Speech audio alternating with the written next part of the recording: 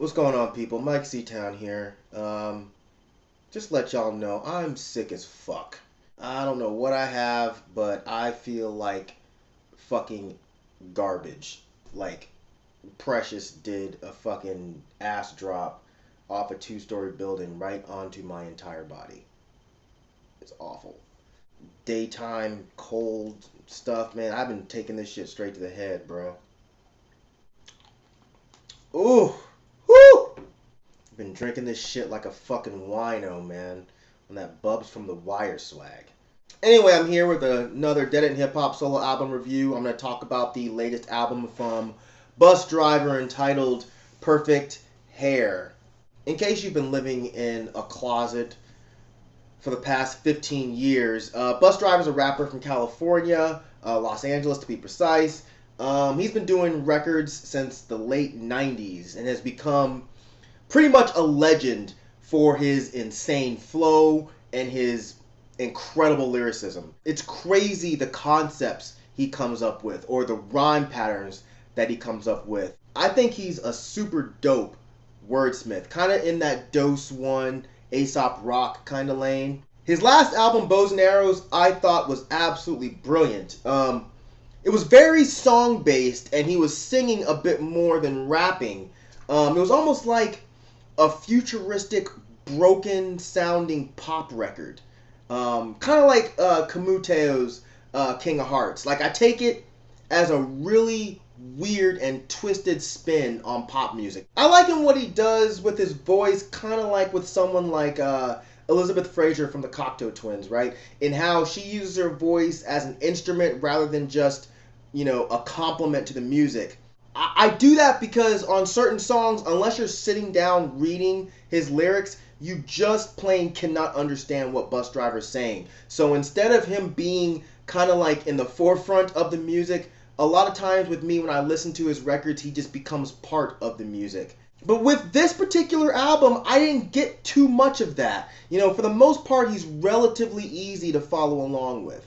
I love how the album starts with Retirement Ode, which is like this weird monologue mixed with a song, but only Busdriver can do that, I'm a frequent flyer and a decent liar, and that's a lie in itself, but you knew that. Come on. And the weird hook, and so you never will admit how sick I've become. And then it rolls into Bliss Point, which has, for me, some really important lines when it comes to kind of sort of analyzing this record. He says, where exactly is hip-hop going? Did hip-hop have breakfast this morning? Does hip-hop have exactly the right body type to pull off that outfit? The idea of lines like this is very telling when it comes to the rest of the album, and maybe with his music in general. The idea of where is hip-hop going? Is hip-hop going in a direction where music like this can remain accepted as valid parts of rap music? Does hip-hop have exactly the right body type to pull off this outfit? Is hip-hop made to handle various types of styles under its, big umbrella, right? This exact question really comes into mind when listening to a Busdriver album. Similar to people like Dose 1 and Kool Keith, he really pushes the boundaries and breaks a lot of the rules that a lot of people seem to force upon hip-hop. And I guess depending on what type of hip-hop fan you are, you could be totally cool with those rules being broken, or you may see it as a direct and unforgivable violation preventing your complete enjoyment of the music.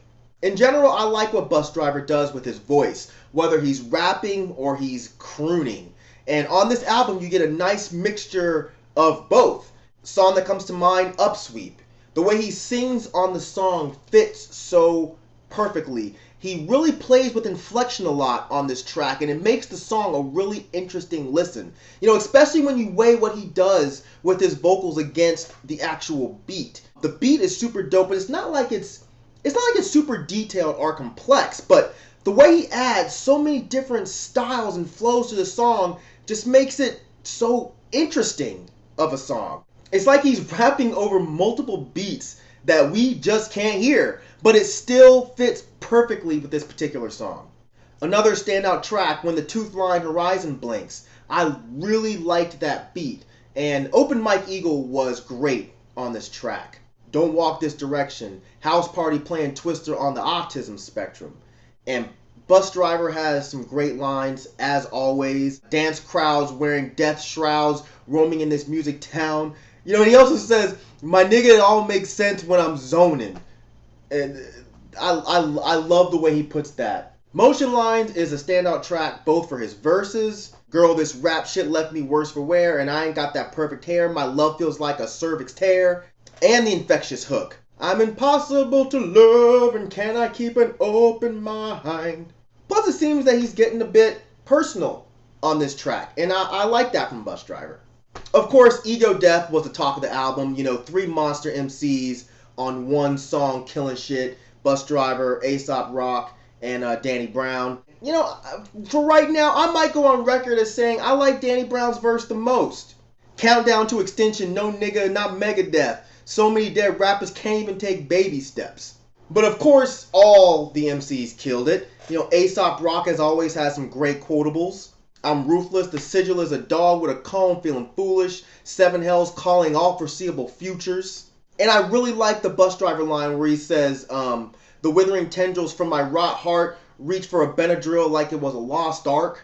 I love how Busdriver combines his rhyme styles from his older albums with the song structure of Bows and Arrows. You know, it comes together to make a really unique piece of Busdriver's catalog. And given the type of releases that he's put out, that's saying a lot, in my opinion. You know, this album has rhyme styles that will impress any fan of, like, serious rapping, of delivery, of the human language.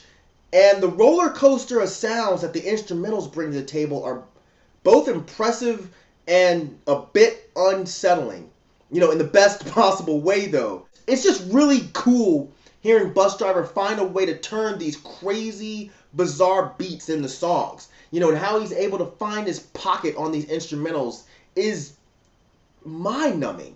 I feel like Busdriver's been ahead of the times for the past 15 years or so.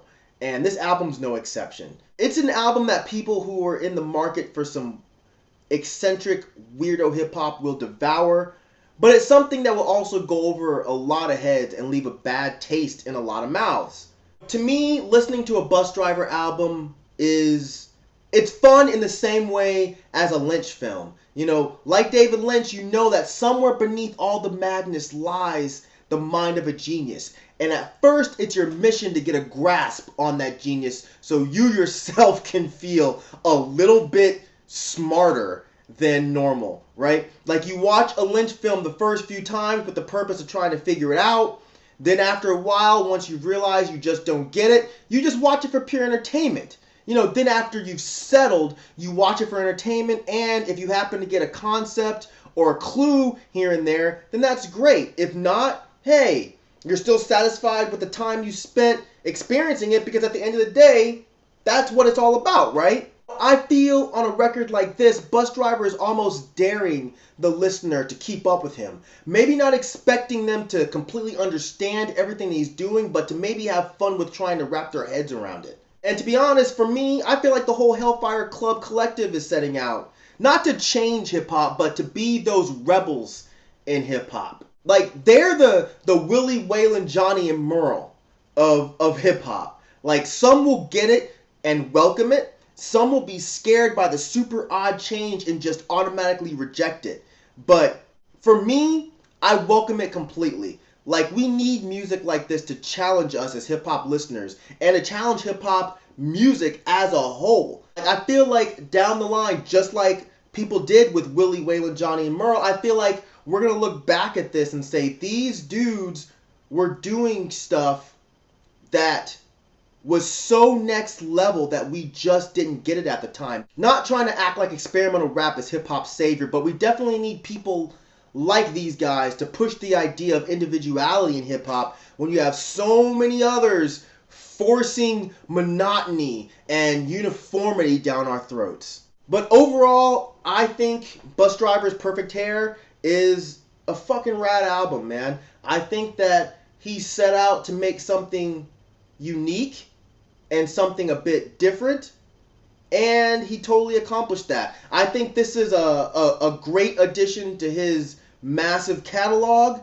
Like I said, I think the fact that he was able to make another unique piece to compliment his catalog is astounding because every time he puts something out, I'm left thinking, what in the fuck is this dude gonna do next? Yeah, and that's really it. So, you know how we do in these motherfucking streets. Thank you for living. Thank you for loving. Thank you for being you.